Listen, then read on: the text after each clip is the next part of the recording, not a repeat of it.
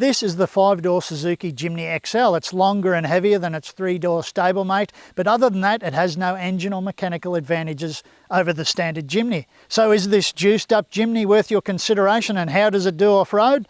Well, that's what we're here to find out, so stick around. The Jimny XL is a 4-seat four-wheel drive wagon, and it has a manufacturer suggested retail price starting around the $35,000 mark, but that doesn't include on-road costs. It's available with the 5-speed manual gearbox or a 4-speed automatic transmission. Our test vehicle has the manual.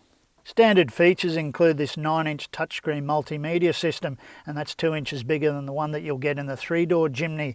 It also has wireless Apple CarPlay, wired Android Auto, AEB, a rear view camera, and a stack more stuff. Exterior paint choices include grey, green, white and black, but our test vehicle has sizzling red on it, and that's available with the black roof.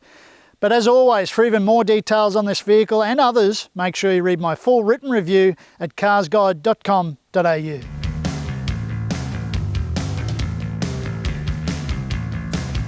In terms of styling, the Jimny XL looks like a Jimny. It's got that same boxy, straight up and down shape that people like so much. A little bit retro, a little bit cool. But it is longer and heavier than a standard Jimny, but it is the same height and width. It's got a bit of a bigger turning circle than the standard Jimny, so you must remember that. But otherwise, it keeps the 15-inch alloys and all those cool things that make the Jimny what it is.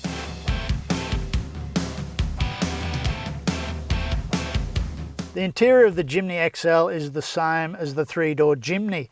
Cloth seats, hard durable plastics, it feels like you could hose it out, but everything is really practical.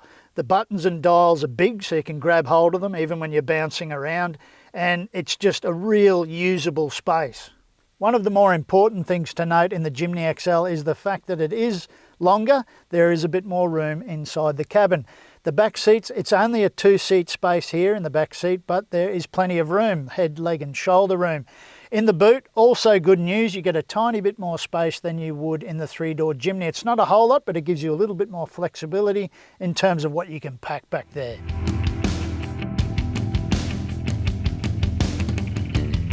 The Jimny XL has the same 1.5 litre 4-cylinder petrol engine that is in the 3-door Jimny, and that produces 75 kilowatts and 130 newton metres. Our test vehicle has the 5-speed manual transmission. Now the Jimny has a part-time 4-wheel drive system, and that has high and low range 4-wheel drive. The engine in the 5-door isn't big enough. It's a little bit wheezy. It suits the 3-door perfectly. And while the Jimny is light and nimble and it gets along nicely enough, I just don't think this engine has enough punch for this bigger Jimny.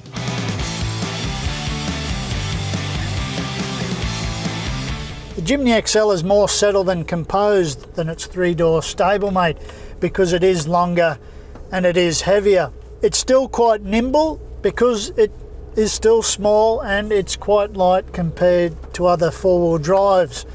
And that's a good thing because with that wheezy engine with torque outputs of 130 newton metres, that's not going to set the world on fire, but it's very effective in this package. But like its standard stablemate, the 3-door Jimny, the Jimny XL does need a lot of revs and a lot of momentum to get through more serious obstacles.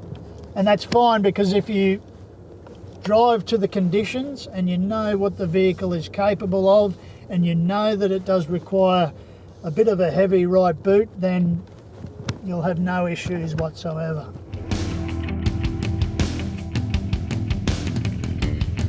And in terms of dimensions, even in XL form, the Jimny is still easy to manoeuvre around the bush, although you have to be a little bit considered in your driving because it does have a longer physical dimension than a 3-door Jimny, and it does have that longer wheelbase, so when you crest hills you have to keep that in mind.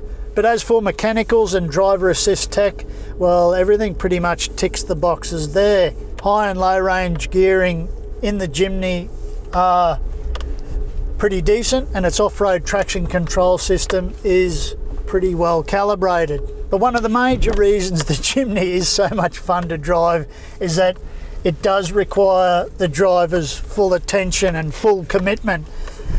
And that's fine, because that means you are fully committed to the experience, you're fully immersed in it, and that makes it all the more fun. The Jimny XL is straight up and down and very boxy, but there's plenty of glass everywhere, so visibility is great when you're four-wheel driving. It's also that kind of vehicle that you know exactly where the wheels are placed at all times. But while there is a lot to like about the Jimny XL, there are a few negatives that need mentioning. It is still very basic and bouncy like a Jimny. It's still very much a Jimny at heart, and that's fine, but that requires the driver. Again, it's a factor that I really like, but some people will find it exhausting. You have to really be dialed into the experience, and that micromanagement of the steering and of the transmission and just of the vehicle itself can become a bit tiring if you're not used to it. And if you're planning to use your Jimny XL as your dedicated four-wheel drive vehicle, or even your weekend adventure machine, then I'd recommend you consider throwing some aggressive all-terrain tyres on it. The standard tyres are great for on-road and maybe a little bit of light-duty off-roading, but to make the Jimny XL even better than what it is, even more capable off-road, then throw some all-terrains on there and you'll make a decent four-wheel drive even better. All in all, the Jimny XL is a solid off-road package. It's just that nice combination of four-wheel drive mechanicals and driver assist tech, and it's a vehicle built for purpose. It's built for four-wheel driving. And while it does that really well, I still think the three-door Jimny is just that little bit extra better suited to four-wheel driving. Official fuel consumption figures for the manual Jimny XL are 6.4 litres per 100 kilometres, and that's on a combined cycle. On this test I recorded 11.6 litres per 100 kilometres, but as always I did a lot of high and low range four-wheel driving. The Jimny XL has a 40 litre fuel tank, so going by my on-test fuel consumption figures, you could reasonably expect a driving range of about 345 kilometres out of a full tank. The Jimny XL does not have an ANCAP safety rating because it has not been tested yet, but it does have a bunch of driver assist features, and those include AEB, lane departure alert and a rear view camera.